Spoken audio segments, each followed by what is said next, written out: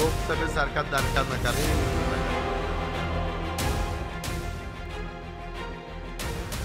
लय वांगाळ वाटतंय.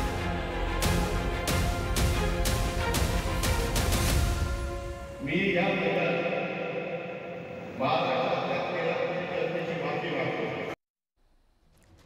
रोहित पवारांनी अजित पवार आणि महायुतीच्या नात्याबद्दल एक भविष्यवाणी केली आहे. त्यामुळे बुलेटिनची सुरुवात करूया रोहित पवारांच्या त्याच विधानानं. पाहूया काय म्हणतात रोहित पवार. अजितदादा आणि त्यांचा पक्ष त्याचा पुढाकार घेईल, त्यांना मनसे जोडले जातील, अजून इतर पक्ष जोडले जातील आणि या थर्ड फ्रंट हे जे करतायत त्याची सुरुवात आज आंदोलनापासून सुरू झालेली आहे. म्हणजे हे आंदोलन करतायत आणि तिथं कोर्टाकडनं मुश्रीफ साहेबांची जी कंपनी आहे त्याच्यामध्ये 200 कोटीचा भ्रष्टाचार झाला असं कोर्टच तिथं सांगतंय ब्रिस्क इंडियामध्ये. म्हणजे तुमचे लोक पैसा खाण्यामध्ये एकत्र आणि इथं राजकीय पोळी भाजण्यासाठी तुम्ही वेगळी भूमिका घेत असाल तर कदाचित मग थर्ड फ्रंटची सुरुवात आता सुरू झाली असं महाराष्ट्रामध्ये बोलावं लागेल. तर रोहित पवारांच्या विधानामुळे अजित पवारांच्या आगामी राजकीय भूमिकेबद्दल प्रश्न निर्माण झालाय.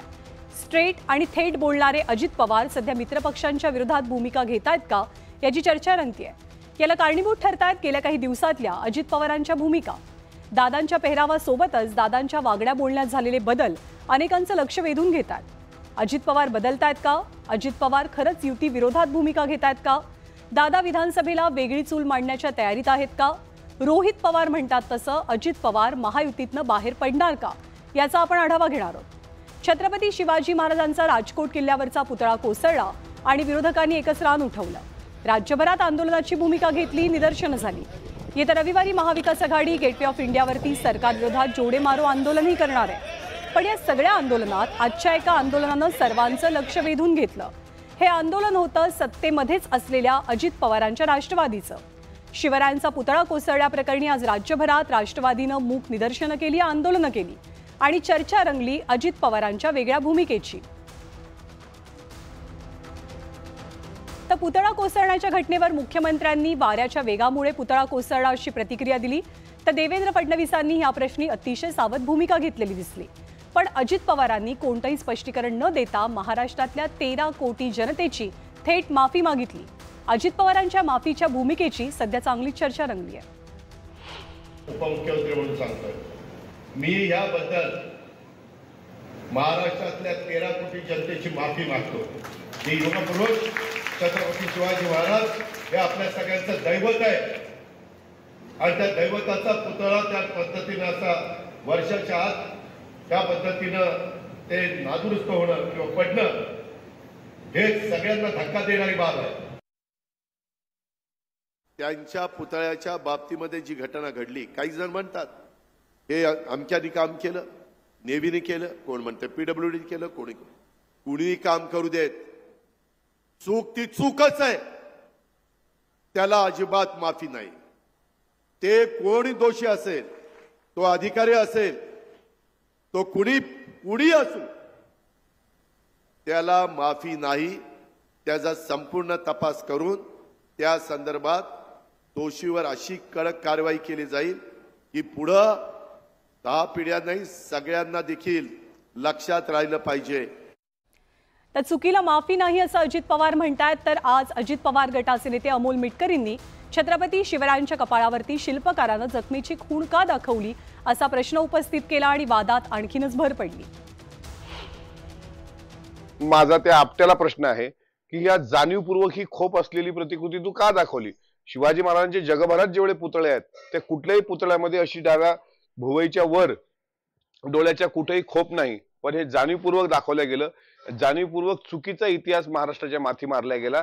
याच्यावर देशद्रोहाचा गुन्हा दाखल झाला पाहिजे आणि याचा खुलासा तात्काळ नौदल असेल किंवा PWD असेल यांनी केलं पाहिजे की शिवाजी महाराजांच्या प्रतिमेवर ही खोप का दाखवल्या गेली याचा खुलासा सरकारने सुद्धा करावा अशी विनंती मी मागणी सरकारला करतो.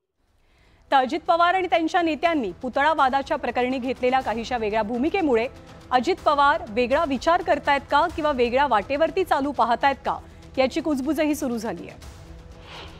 परंतु सरकार ज्या मुद्द्यावर आज अडचणीत दिसतंय किंवा सरकारची दमछाक होती आहे खुलासा करताना, अशा मुद्द्यावर घटक पक्ष वेगळी भूमिका घेत असेल तर त्यातून नक्की वेगळा अर्थ निघतोय. आणि गेल्या अनेक दिवसांमध्ये अजित पवारांनी वेगवेगळी विधानं केलेली आहेत. त्यांची ही विधानं सर्वांना माहिती आहेत. त्यांचं बोलण्याचा तो प्रकार आहे, ते फार बिनधास्त बोलतात असं जरी म्हटलं गेलं, त्यांनी आपापल्या मतांमध्ये वेगळी मतं व्यक्त केली, तरी हे दिसून येतंय की लोकसभेनंतर ज्या काही प्रतिक्रिया आल्या, ज्या प्रकारचे लेख आले आणि त्यानंतर जे काही वातावरण बदललं, त्यानुसार राष्ट्रवादी काँग्रेसची पावलं ही आता वेगळ्या दिशेने पडत आहेत की काय असं मानायला जागा आहे. आणि अजित पवारांच्या वेगळ्या भूमिकेचा विषय हा केवळ पुतळा वादापुरता मर्यादित नाहीये, तर पोस्ट लोकसभा बदललेले अजित पवार बघायला मिळत असल्याची चर्चा आहे. हसत खेळत ते आपल्या मनातली खंतही बोलून दाखवू लागल्यात. यातला एक किस्सा म्हणजे ठाण्याच्या गडकरी रंगायतांमध्ये मुख्यमंत्र्यांवरच्या पुस्तकाचं प्रकाशन होतं. व्यासपीठावर राज्यातले दिग्गज नेते होते आणि इथेच एकनाथ शिंदे आणि देवेंद्र फडणवीसांच्या समोर अजित पवारांनी आपल्या मनातली सल हसत हसत बोलून दाखवली. माझ्या माहितीप्रमाणे देवेंद्रजींची टर्म 99ला सुरू झाली. त्याच्यामध्ये एकनाथरावांची 2004ला सुरू झाली. ह्या सगळ्यांच्या मध्ये विधानसभेमध्ये सिनियर मी आहे. मी 90ला बॅचचा आहे. हे बाकीचे सगळे माझ्या मागचे आहेत, परंतु सगळे माझ्या पुढे निघून गेले, मी मागच राहिलोय. आणि गेल्या काही दिवसांपासून अजित पवारांची वक्तव्यच नाही तर त्यांच्या बदललेल्या लुकनं सुद्धा अनेकांचं लक्ष वेधलंय.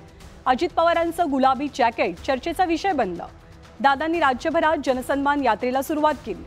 एक मुख्यमंत्री आणि 2 उपमुख्यमंत्री असलेल्या सरकारमध्ये आपली वेगळी इमेज जपण्याचा हा त्यांचा आग्रहाचा प्रयत्न असल्याचं राजकीय तज्ज्ञांना वाटतंय. छत्रपती शिवाजी महाराज हे या राज्यामधलं अत्यंत संवेदनशील असं व्यक्तिमत्व आहे, ज्यांच्याविषयी बोललेलं, लिहिलेलं किंवा कुठलीही अनुचित घटना ही कुणालाही आवडत नाही. चुकीच्या पद्धतीनं ते शक्यच कुणी सहन करणं नाही. तर अशा वेळेला जर राष्ट्रवादी काँग्रेस पक्षाने वेगळी भूमिका घेतली तर कदाचित त्याचा त्यांना राजकीयदृष्ट्या लाभ होऊ शकतो असं वाटत असेल तर त्यात काही चूक म्हणता येणार नाही. त्यामुळं वादळापूर्वीची ही शांतता आहे का असंही नक्कीच म्हणता येईल. तर अजित पवारांच्या वेगळ्या भूमिकेचं आणखी एक उदाहरण म्हणजे त्यांची जनसन्मान यात्रा. महाराष्ट्रभरात फिरताना या यात्रेच्या वेळेला अजित पवारांचं 400 पारच्या नाऱ्याबद्दल केलेलं विधान असो किंवा मग उत्तर महाराष्ट्रात कांद्यामुळे बसलेल्या फटक्याची दिलेली कबुली असो, ही विधानं अजित पवारांच्या भूमिकेबाबत अधिकच कुतूहल निर्माण करणारी ठरतात. जो काही झटका लोकसभेला दिलाय ती लयच लागलाय. फार कंबरच मोडायची पाळी आली. परंतु आता माफ करा, चूक झाली, मान्य करतो. जो काम करतो तो चुकतो, जो कामच करत नाही कशाला चुकल. बिनचुकच आहे, साला काम करत नाही कशाला चुकतो. आणि नुकतीच अजित पवारांनी आणखी एका चुकीची कबुली दिली. बारामतीमध्ये आपली चूक झाली अशी कबुली अजित पवारांनी दिली आणि राजकीय चर्चांनी टोक गाठलं. आजवरच्या कारकिर्दीतल्या सर्वात प्रतिष्ठेच्या निवडणुकीत आपल्या बहिणीसमोर आपल्या बायकोला उभं करायला नको होतं असं त्यांनी म्हटलं. आणि माफी मागण्याबाबतचा अजित पवारांचा हेतू काय याचे प्रत्येक जण आपापल्या परीनं अर्थ काढू लागला. किसी ने मुझे सवाल पूछा, इस चुनाव होने के बाद मैं बहुत सोचता था कि ये क्या हुआ, कैसे हुआ, ये उसमें जिम्मेवार मैं हूँ. मैं किसी को दोष देना बिल्कुल नहीं चाहता. मैं अभी भी आपको भी बताता हूँ, लेकिन मुझे ऐसा फील हुआ कि मैंने ऐसा नहीं करना चाहिए था और ये बोल दिया.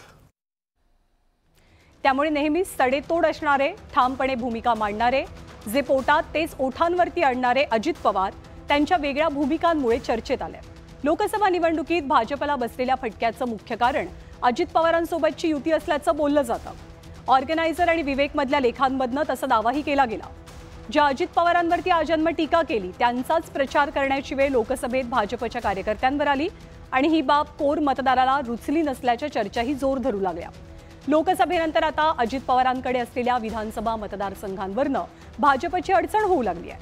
कागल आणि इंदापूर ही त्याचीच एक झलक मानली जाते. सध्या लोकसभेत झालेल्या चुका विधानसभेत कशा टाळायच्या यावरती महायुतीचा विशेष भर दिसतोय.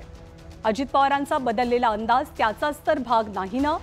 सत्तेमध्ये असूनही अजित पवारांच्या भाजप विरोधी भूमिका का? विधानसभेमध्ये ट्रिपल इंजिनच धावणार का? अजित पवार काही वेगळी वाट निवडणार का? या प्रश्नांच्या उत्तरांची महाराष्ट्र वाट पाहतोय.